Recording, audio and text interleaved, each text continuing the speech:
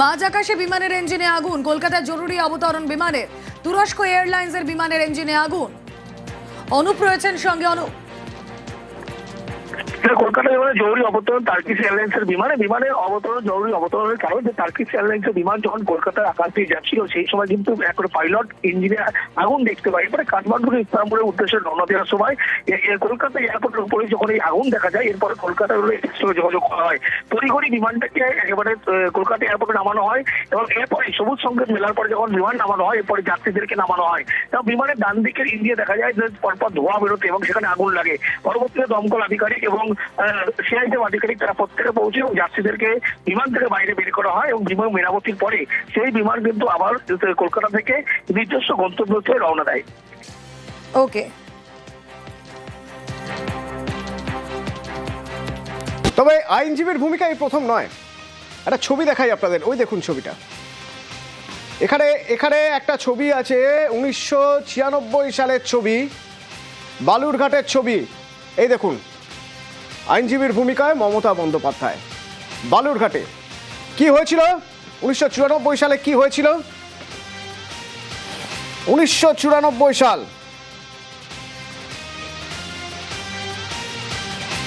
1994 সালের ছবি।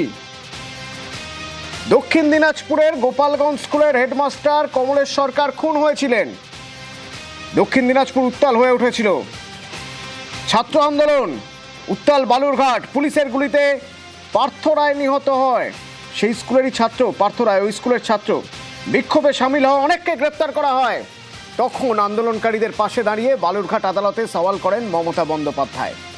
তখনকার সেই অভিজ্ঞতার কথা বললেন। ওই দুপাশে যাদের দেখতে পাচ্ছেন, আইনজীবী শঙ্কর চক্রবর্তী, আইনজীবী মনমত ঘোষ, শঙ্কর চক্রবর্তী প্রাক্তন মন্ত্রীও, তাদের বক্তব্য শুনুন। 30 বছর হবে এই কুমারগঞ্জে পার্থ সিংহ রায় বলে একজন পুলিশের গুলিতে নিহত হয়।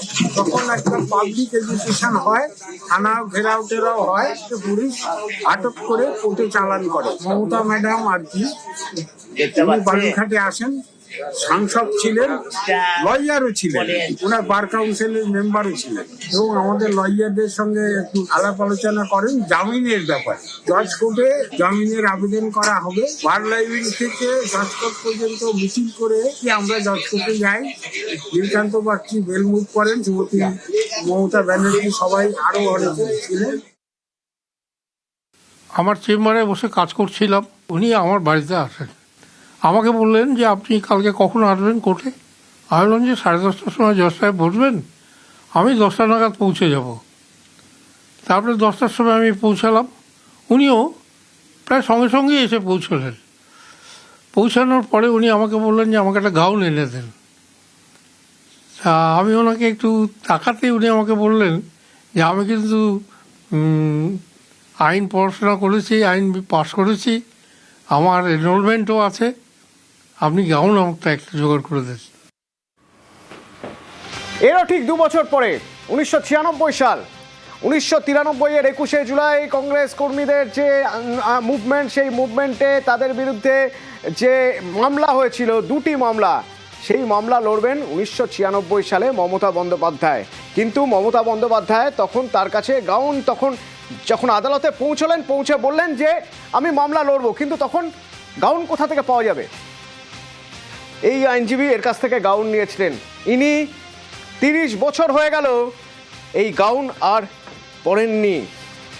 অলোক কুমার দাস, মামলা দুটির আইনজীবী, যত্ন করে রেখে দিয়েছেন ওই গাউন। কোর্টে মামলা লড়তে গেলে এই গাউন পড়তে হয় এবং এই মামলায় এই গাউনে লেখা রয়েছে A.K. দাস, অর্থাৎ অলোক কুমার দাস। সেই মামলার তিনি আইনজীবী, তিনি লড়ছিলেন। আচমকা মমতা বন্দ্যোপাধ্যায় তিনি এসে এই গাউনটি তার কাছ থেকে চেয়ে নেন এবং তারপর নিজেই সওয়াল করেন। সেই দিন দেখলাম যে মামলাটার যখন যাচ্ছি আমি প্রস্তুতি নিয়ে মামলাটা করতে, তখন হঠাৎ আমাদের সেই প্রিয় দিদি কোর্টে হাজির এবং তিনি বললেন, অলোক, মামলার যা কিছু আছে তুমি আমাকে এই ধারা বা কোন কোন সেকশন আছে, সেই সেকশন ওয়াইজ কতজন আসামি আছে, স্টেপসগুলো তুমি নাও এবং তুমি আমাকে সমস্ত ডিটেলসটা বলো। একজন নেত্রী, যিনি আমাদের সকলের এত শ্রদ্ধেয় এবং এত কাছের নেত্রী, উনি যখন কোর্টে গিয়ে অ্যাপিয়ার করলেন, মনে হচ্ছে একজন সুদক্ষ আইনজীবী হিসেবে প্রত্যেকটা ধারার এলাবোরেটলি উনি ডিসক্রাইব করলেন কোর্টের কাছে। এটা খুব অভূতপূর্ব। আপনার চোখ চিকচিক করছে এটা বলতে গিয়ে। এটা হচ্ছে আনন্দের, এটা আনন্দাশ্রু। এটা ভাবতেও পারিনি কোনোদিনও, বা চিন্তাও করতে পারিনি যে দিদি এসে আমাদের ব্যাংশাল কোর্টে এই মামলা লড়বেন। কোর্টে মুভ করতে গেলে গাউনটা পড়তে হয়, গাউনটা চেয়ে নিলেন। আর উনি তো জানেন সবকিছু, উনি একজন নিজে তো সুদক্ষ লয়ার। আমি এই গাউনটা নিজে কোনোদিনও ব্যবহার করিনি, আমি এটা রেখে দিয়েছি সযত্নে তুলে। এবং এটা যদি কখনো কোনো সময়ের জন্য সম্ভব হয়, মুখ্যমন্ত্রীর যদি কোনো মিউজিয়াম হয়, তাহলে সেই মিউজিয়ামে আমি এটা রেখে যাওয়ার জন্য আমার আবেদন রইল বা আবেদন